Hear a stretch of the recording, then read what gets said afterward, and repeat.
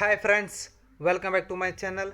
ಇವತ್ತಿನ ವಿಡಿಯೋದಲ್ಲಿ ಕರ್ನಾಟಕ ಲೋಕಾಯುಕ್ತದಲ್ಲಿ ಈಗ ಹುದ್ದೆಗಳು ಖಾಲಿ ಇರುವಂಥದ್ದು, ಆ ಒಂದು ಹುದ್ದೆಗಳ ಬಗ್ಗೆ ಕಂಪ್ಲೀಟ್ ಇನ್ಫಾರ್ಮೇಷನ್ನು ಈ ಒಂದು ವಿಡಿಯೋದಲ್ಲಿ ತಿಳಿಸ್ಕೊಡ್ತಾ ಹೋಗ್ತೀನಿ. ಎಲ್ಲೂ ಕೂಡ ವಿಡಿಯೋವನ್ನು ಸ್ಕಿಪ್ ಮಾಡಬೇಡ್ರಿ, ಕಂಪ್ಲೀಟಾಗಿ ನೋಡ್ರಿ.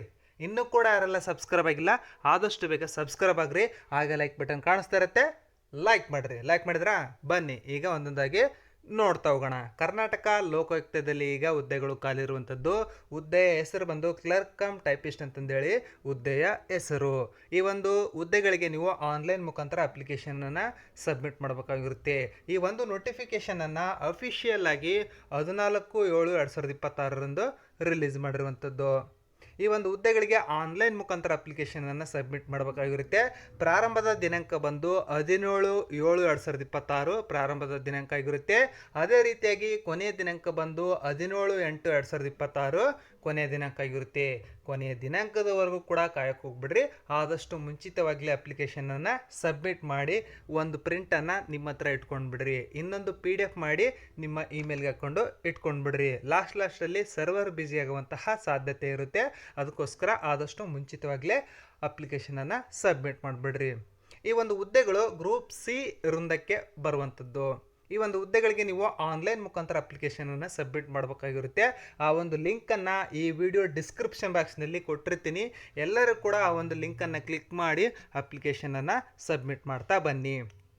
ಈಗ ಹುದ್ದೆಗಳ ಬಗ್ಗೆ ಕಂಪ್ಲೀಟಾಗಿ ನೋಡ್ತಾ ಹೋಗೋಣ. ಒಟ್ಟು ನಾನ್ ಹೈದರಾಬಾದ್ ಕರ್ನಾಟಕದಲ್ಲಿ 25 ಹುದ್ದೆಗಳು ಖಾಲಿ ಇರುವಂಥದ್ದು. ನಾನ್ ಹೈದರಾಬಾದ್ ಕರ್ನಾಟಕದಲ್ಲಿ 25 ಹುದ್ದೆಗಳು ಖಾಲಿ ಇರುವಂಥದ್ದು. ಈ ಒಂದು ಹುದ್ದೆಗೆ ಸ್ಯಾಲ್ರಿ ಎಷ್ಟಿದೆಯಪ್ಪ ಅಂತಂದರೆ 34,100 ರೂಪಾಯಿ ಬೇಸಿಕ್ ಪೇ ಇರುತ್ತೆ. ಇದರ ಜೊತೆಗೆ TA DA HRA ಸೇರಿಕೊಂಡು ಒಂದು 45,000 ಪ್ಲಸ್ ಸ್ಯಾಲ್ರಿ ಇವರಿಗೆ ಪ್ರತಿ ತಿಂಗಳು ನೀಡ್ತಾ ಹೋಗ್ತಾರೆ. ಈಗ ಹುದ್ದೆಗಳ ವರ್ಗೀಕರಣ, ಯಾವ ಯಾವ ಕೆಟಗರಿಗೆ ಎಷ್ಟು ಹುದ್ದೆಗಳು ಖಾಲಿ ಇದ್ದಾವೆ ಅಂತಂದೇಳಿ. ಸಾಮಾನ್ಯ ಅರ್ಹತೆ ಅಂದರೆ ಜನರಲ್ ಕ್ಯಾಂಡಿಡೇಟ್ಗೆ 12 ಹುದ್ದೆಗಳು ಖಾಲಿ ಇರುವಂಥದ್ದು. ಪರಿಶಿಷ್ಟ ಜಾತಿ ಪ್ರವರ್ಗ A ಅವರಿಗೆ 2 ಹುದ್ದೆ, Bಗೆ 1 ಹುದ್ದೆ, Cಗೆ 1 ಹುದ್ದೆ ಖಾಲಿ ಇರುವಂಥದ್ದು. ಪರಿಶಿಷ್ಟ ಪಂಗಡದವರಿಗೆ 1 ಹುದ್ದೆ ಖಾಲಿ ಇರುವಂಥದ್ದು. ಪ್ರವರ್ಗ 1 ಅವರಿಗೆ 1 ಹುದ್ದೆ ಖಾಲಿ ಇರುವಂಥದ್ದು. ಪ್ರವರ್ಗ 2Aಗೆ 4 ಹುದ್ದೆಗಳು ಖಾಲಿ ಇರುವಂಥದ್ದು. ಪ್ರವರ್ಗ 2Bಗೆ 1 ಹುದ್ದೆ, 3Aಗೆ ಒಂದು ಹುದ್ದೆ, 3Bಗೆ 1 ಹುದ್ದೆ. ಒಟ್ಟು ಟೋಟಲ್ ಆಗಿ 25 ನಾನ್ ಹೈದರಾಬಾದ್ ಕರ್ನಾಟಕದವರಿಗೆ ಮೀಸಲಿರುವಂಥದ್ದು. ಇಲ್ಲಿ ಅಂಗವಿಕಲ ಅಭ್ಯರ್ಥಿಗಳಿಗೂ ಕೂಡ ಹುದ್ದೆಗಳ ಮೀಸಲಿರುವಂಥದ್ದನ್ನು ನಾವಿಲ್ಲಿ ಗಮನಿಸಬಹುದು. ಹಾಗೆ ಈ ಒಂದು ಹುದ್ದೆಗಳಿಗೆ ಕ್ವಾಲಿಫಿಕೇಷನ್ ಏನಾಗಿರ್ಬೇಕಪ್ಪ ಅಂತಂದರೆ ಸೆಕೆಂಡ್ PUCಯನ್ನು ಕಂಪ್ಲೀಟ್ ಮಾಡಿಕೊಂಡ್ರೆ ಸಾಕು.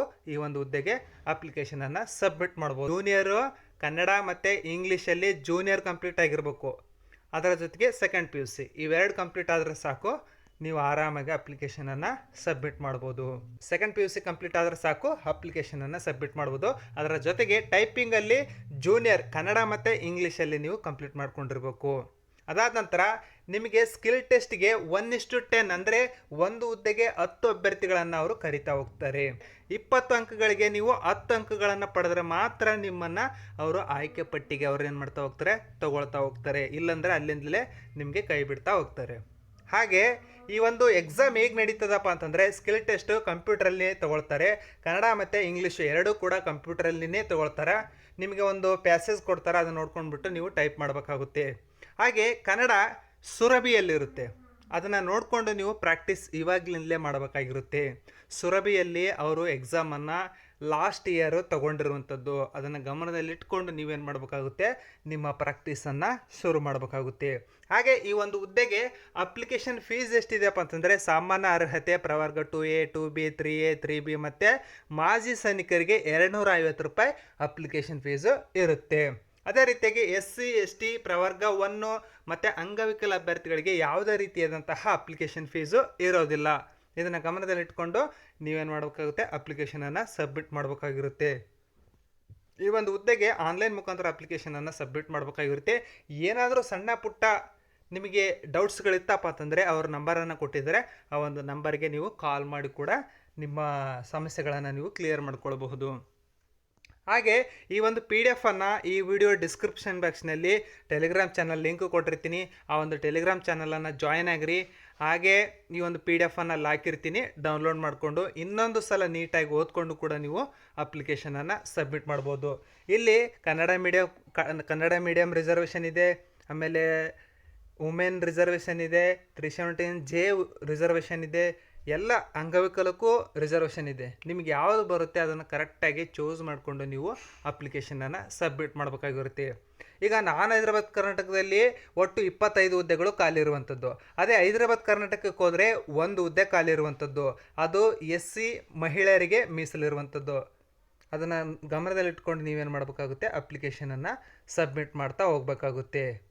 ಆದಷ್ಟು ಎಲ್ಲ ಅಭ್ಯರ್ಥಿಗಳು ಕೂಡ ಈ ಒಂದು ಹುದ್ದೆಗಳಿಗೆ ಅರ್ಜಿಯನ್ನು ಸಲ್ಲಿಸಿ. ಯಾಕಂತಂದರೆ ಒಳ್ಳೆಯ ಹುದ್ದೆ ಆಗಿರುತ್ತದೆ, ಯಾವುದೇ ರೀತಿಯಾದಂತಹ ಭ್ರಷ್ಟಾಚಾರ ಇರೋದಿಲ್ಲ, ನೀವು ಆರಾಮಾಗಿ ಸೆಲೆಕ್ಟ್ ಆಗಬಹುದು. ಈಗ ಹೈದರಾಬಾದ್ ಕರ್ನಾಟಕದಲ್ಲಿ ಒಂದು ಹುದ್ದೆ ಖಾಲಿ ಇರುವಂಥದ್ದು, ಅದು ಯಾರಿಗಪ್ಪ ಅಂತಂದರೆ ಗ್ರಾಮೀಣ ಅಭ್ಯರ್ಥಿಗಳಿಗೆ ಖಾಲಿ ಇರುವಂಥದ್ದು. ಅದನ್ನು ನೋಡಿಕೊಂಡು ನೀವೇನು ಮಾಡಿರಿ, ಪರಿಶಿಷ್ಟ ಜಾತಿ ಗ್ರಾಮೀಣ ಅಭ್ಯರ್ಥಿಗೆ ಒಂದು ಹುದ್ದೆ ಖಾಲಿ ಇರುವಂಥದ್ದು. ಯಾರಾದರೂ ಹೈದರಾಬಾದ್ ಕರ್ನಾಟಕದಲ್ಲಿ ಪರಿಶಿಷ್ಟ ಜಾತಿಗೆ ಸಂಬಂಧಪಟ್ಟಂತೆ ಗ್ರಾಮೀಣ ಮಾಧ್ಯಮದಲ್ಲಿ ಏನಾದರೂ ಓದಿದರೆ ಅವರು ಈ ಒಂದು ಹುದ್ದೆಗೆ ಅರ್ಜಿಯನ್ನು ಸಲ್ಲಿಸಬಹುದು. ಆದಷ್ಟು ಈ ಒಂದು ವಿಡಿಯೋವನ್ನು ನಿಮ್ಮ ಸ್ನೇಹಿತರಿಗೆ, ನಿಮ್ಮ ಫ್ಯಾಮಿಲಿಯವರಿಗೆ ಶೇರ್ ಮಾಡಿರಿ, ಲೈಕ್ ಮಾಡಿರಿ, ಹಾಗೆ ಸಬ್ಸ್ಕ್ರೈಬ್ ಆಗೋದನ್ನು ಮಾತ್ರ ಮರಿಬೇಡ್ರಿ. ಎಲ್ಲರಿಗೂ ಕೂಡ ಗುಡ್ ಲಕ್.